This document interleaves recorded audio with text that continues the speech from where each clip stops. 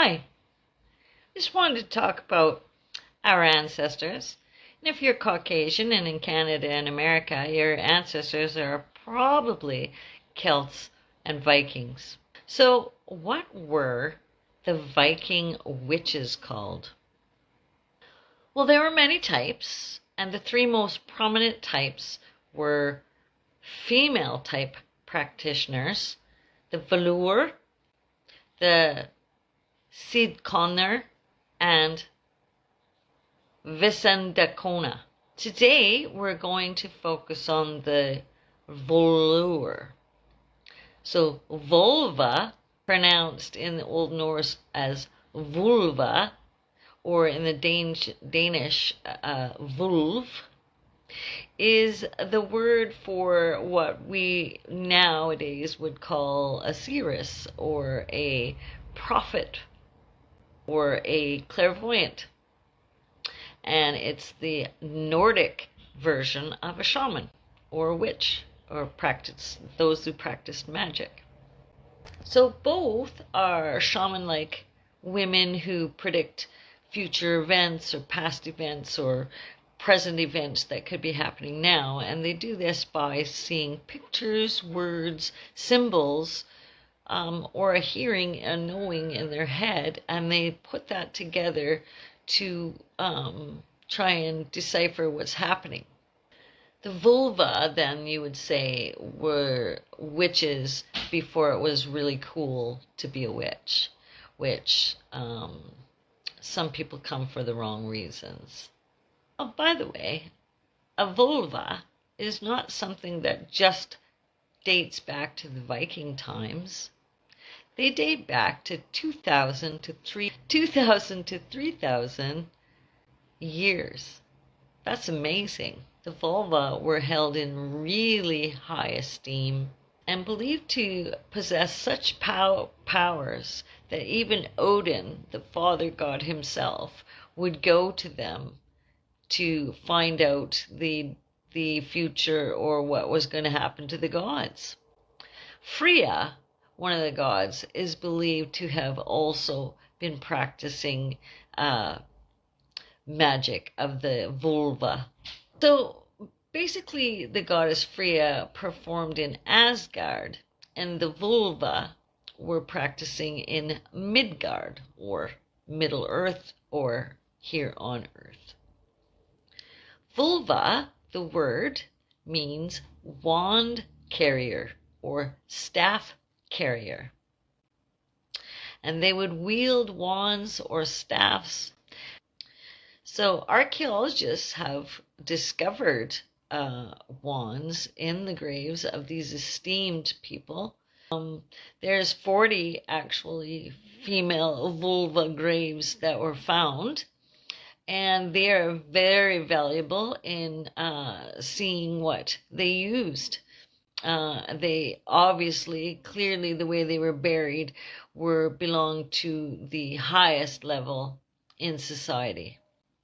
So for one example, it was a woman found in Denmark, and she had all rings on her toes. No shoes, so she either wore no shoes or the shoes she wore were deteriorated by then, and they were probably sandals, most likely, so that they could show her toes. Assuming that her dress fell, it was probably a long gown. It's now faded away. And on her head, she wore a Gotlandic type buckle, and she owned objects that clearly came from the Finland and Russia areas, which were Celts at the time, or Celts mixed Viking peoples. And at her feet, she had this box contained all her magical tools in there, comprising of a pellet from an owl, some small bones, and from the bones were from small birds or mammals. And in a pouch, she carried the seeds of henbane. Now, henbane, the seeds, are known to have produced like hallucinogenic type properties if thrown into a fire.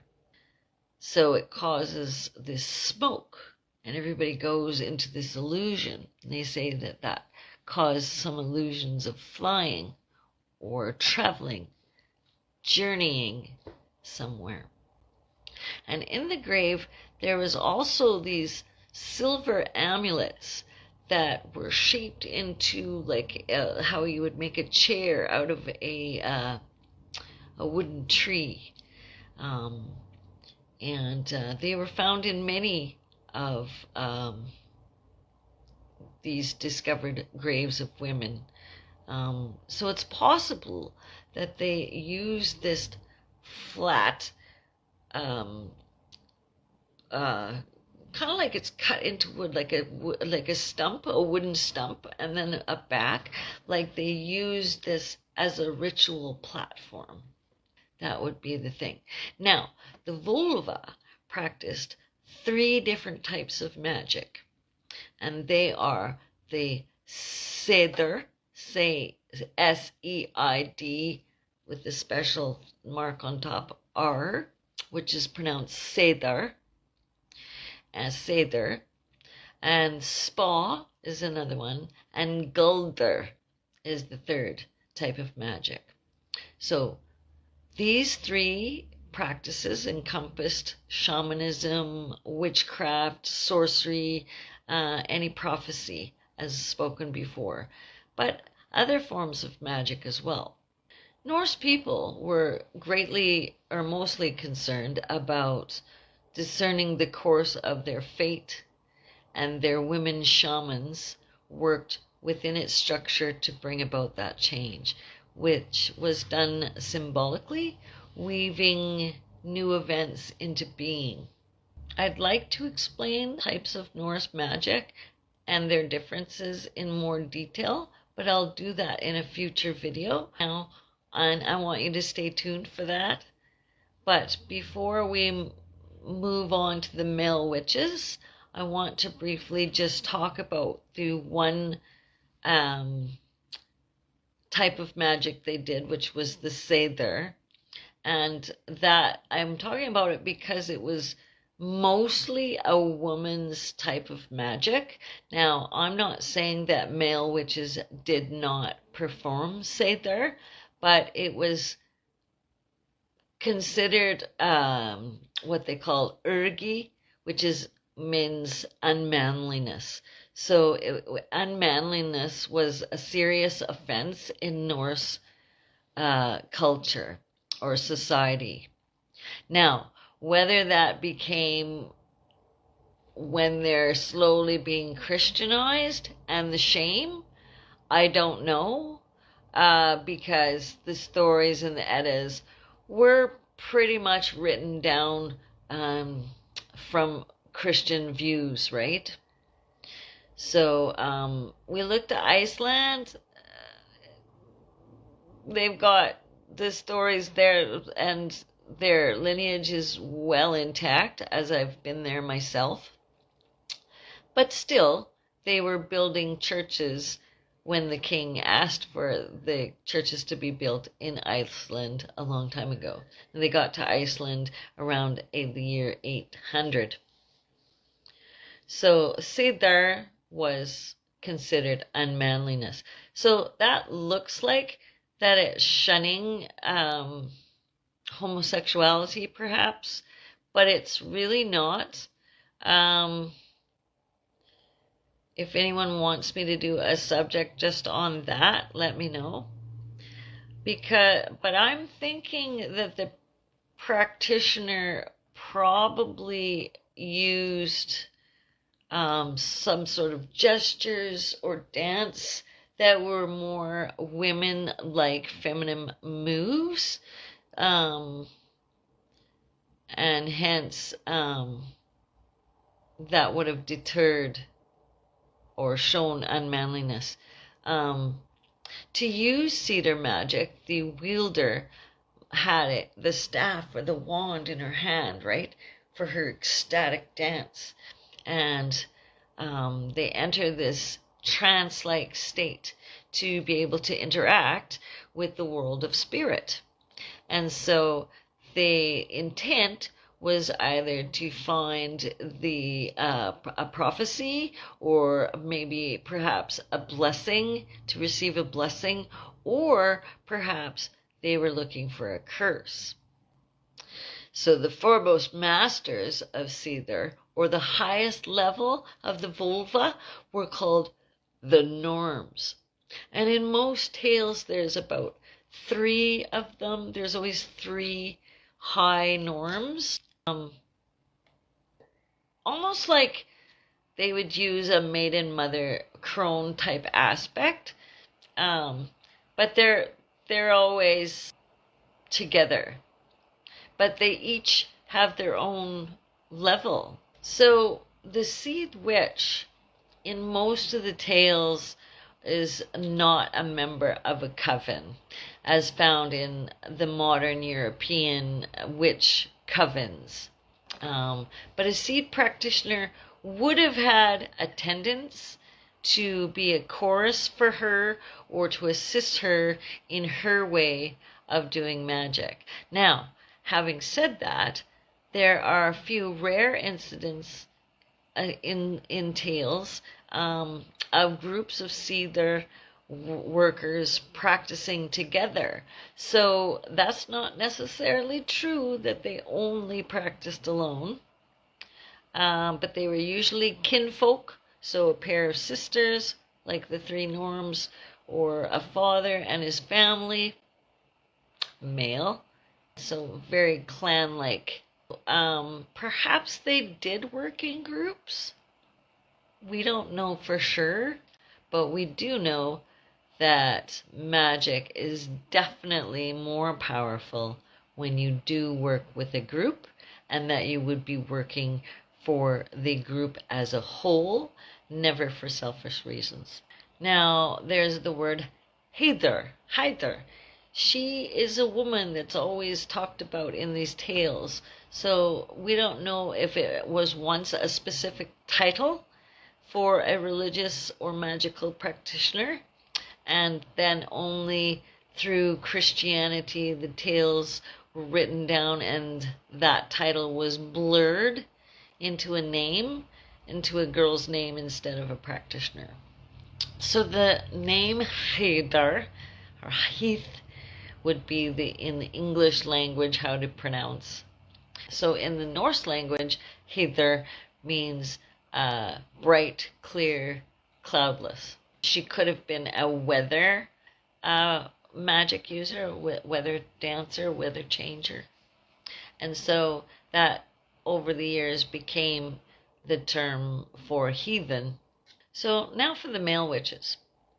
So the shunning of Seiðr magic for males. I've heard some say that these men if they defied their culture, their norms, they would receive ridicule. But I don't think so. And perhaps maybe some did, but some could endure it. Having read so much other stuff on the subjects around Norse culture, though, it doesn't make sense to me that they would ridicule people for doing so. In truth, being gay was okay by them. And in fact, as long as you didn't act wimpy or feminine, as long as you were still like a alpha male, it was okay if you buggered another male person, right? And so if using Seiðr magic was considered to be feminine, then I don't know for sure why. I'm going to assume, like I was saying before, that it's because they used feminine gestures, maybe feminine dress, while they were performing these rituals, and therefore that was considered acting feminine. But believe me that there were males who did practice Seiðr, and they were called seðmaður, which just really means witchcraft and man, so magic, man. And Norse thought of these seðmaðurs as women, They were not thought of as men. So again, here we can see that these were probably trans women that were honored in society. Another word for the male sorcerer or male witch was Seiðr, which literally translates to magical womb. Start looking up stuff on Norse mythologies yourself, but you can see that clearly Loki, one of their gods, is both female and male, being that he became a mother and birthed 2 children. So transgendered behavior in Viking world may have been regarded as unusual, but it was magical and greatly sacred. And they even have names for these things. Flanfluga was the word for lesbian, and it means she who flees from the penis.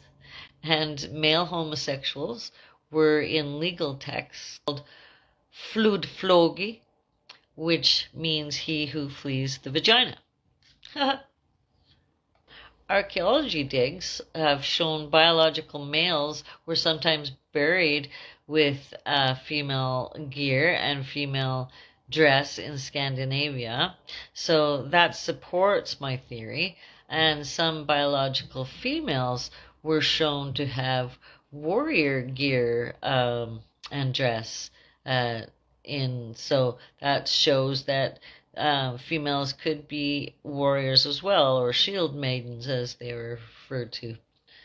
These queer, what we say today, not queer to them back then, but these queer burials always belonged to people who were obviously associated with magic and buried with great honors.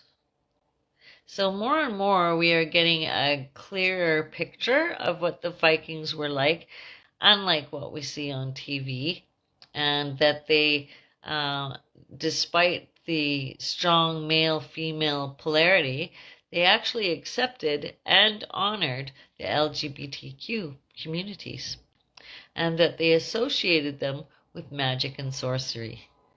And priesthood was also sacred, were sacred arts during these times and given to these types of people. So men could be priests and lead rituals and sacrifice, and there were several rituals in connection to the male domain of warriors. Vikings were mostly peaceful people.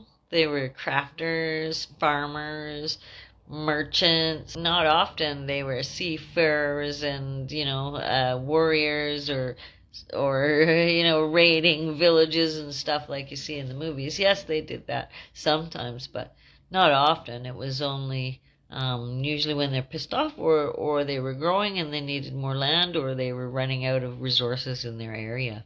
Yeah, so I just wanted to end with that, and I wanted you to remember that you are important. You have something to say that nobody else in this world has something to say, because it's your voice, not theirs. Even if you're saying the same thing as everyone else, somebody needs to hear you, and only you. No matter where you are, if you're watching my video, thank you so much for being part of my YouTube tribe. And consider subscribing and watching the video all the way to the end, and then liking the entire video. That helps me be able to bring more content to you, and then I'll have a surprise for all my subscribers in the future. Thanks. Have a great day.